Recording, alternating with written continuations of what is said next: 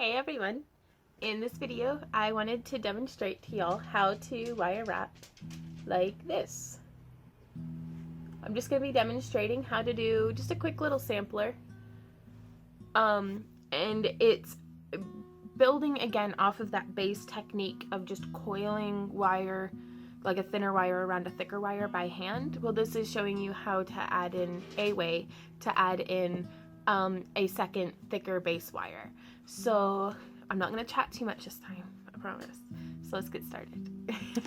So the tools and materials that you'll need to do this are just some wire snips as well as some pliers. Here I have some bent nose. And then I'm using 18 gauge parawire and 26 gauge parawire. The color is pretty irrelevant because, you know, it all wraps the same. And to do this style of weave, you're going to want two relatively the same lengths, or completely different lengths. It depends entirely on the project you're doing, but just two lengths of your base wire. And then I'm going to be functioning off the spool on my thinner wrapping wire, which all that means is that I'm just not snipping it. And that way, since it's just a sampler, I don't really know how much wire I'm going to be using, but I am going to say it goes through quite a bit of wire. So I'm going to start off with this basic technique of just wrapping the thin wire around the thick wire. I'll put a link to the video where I go much more in depth on doing that wrapping if you think you need a little bit more of an up close and personal perspective of it. And I'm just going to wrap the tail down here. I'm going to use my pliers to tighten that down. And so now from here, I have the wire exiting towards me. And I'm going to be adding the second wire in above the first. And I'm going to take my wrapping wire and wrap around both twice. Just like that. Again, please pardon my fingernails. I just came in from the garden to shoot some of these videos, and while I washed my hands best I could not get all the dirt out. So, yeah, please just ignore that. So here we have the two wrappings, and now I'm going to come back and just wrap around the first wire again. And I use my fingernails quite a bit to kind of jam that wire back in there. If you want, you can use your pliers. And I'm going to start with just 3 rotations so that you can see what the different densities will get you. So 3 rotations around one wire, 2 rotations around both. And I'm going to repeat that a few times. 2, 3, and then around both. And 1, 2, 3, and around both.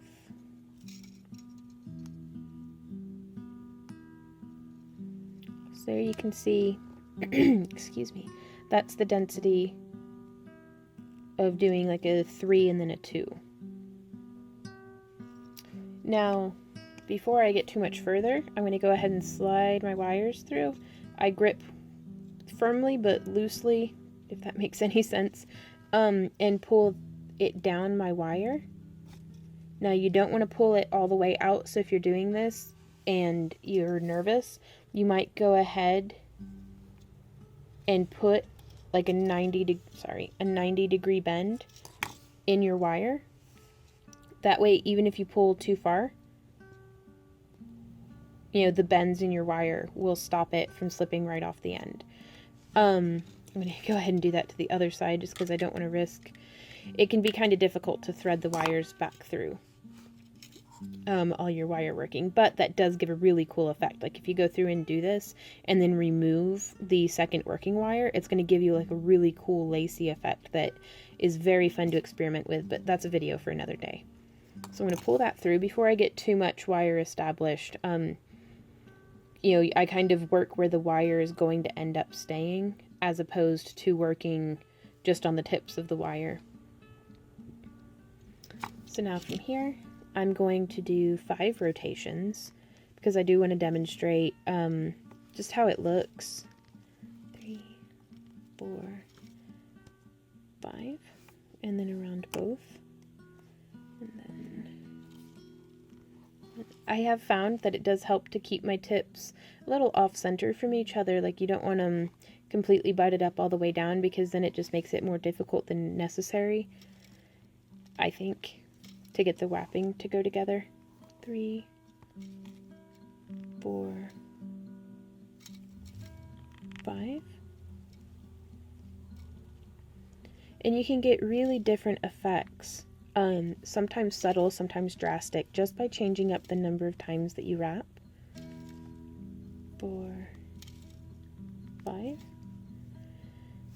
Now also, just a tip from my perspective, this base wire that's going to end up almost completely hidden by all the coiling, this is an excellent opportunity to use up if you have an enameled wire that's a color that you don't particularly care for, but that you're trying to use up. This is a great opportunity to use that color up there, you know, because it's not as visible.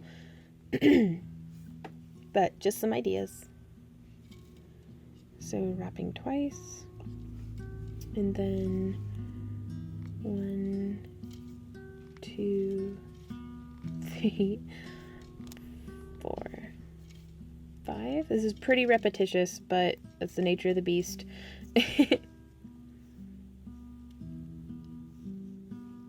And then around both. And so now you can see the difference between just 3 and 5, and you can actually get some pretty interesting effects by doing, if you did 3 and then 4 and then 5 and then 6 and then 5 and then 4 and then 3, like kind of like building it up and building it back down. There's really your creativity is the only limit to what's going on here. Okay, so and now I'm gonna do one that's like 8. You keep going at that 4, 5, 6, 7, 8. Kind of increasing at increments. 1, 2, 3, 4, 5, 6, 7, 8, and then around to both.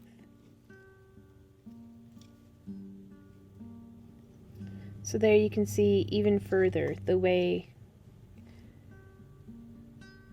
you know, so you could get a more sparse wrapping or a much denser wrapping, all with the same technique. So we're finished up. If you want to let me know how you did in the comments area below, I love hearing from y'all and just getting a perspective on your experience. Y'all see that dog down there? He's grunting at me. I like to get a perspective from y'all's experience. Like, I know that my camera is kind of shoddy about going in and out of focus sometimes, but I'm always trying to do better for y'all to make it easier to learn, because that's the fun part. But if you enjoy what I do and you'd like to support the continued free tutorials, as well as whenever I teach panels at conventions, your donations to my Patreon account go towards me providing tools and materials to the con goers at no additional fee. So that's always really nice. Also, for just $1 a month, you put your name in the hat to win a chance, or to have a chance. Words are so hard. To have a chance to win a one-of-a-kind hand-sculpted fairy house, or as I like to call them, homes for the gnomeless, just because it's adorable.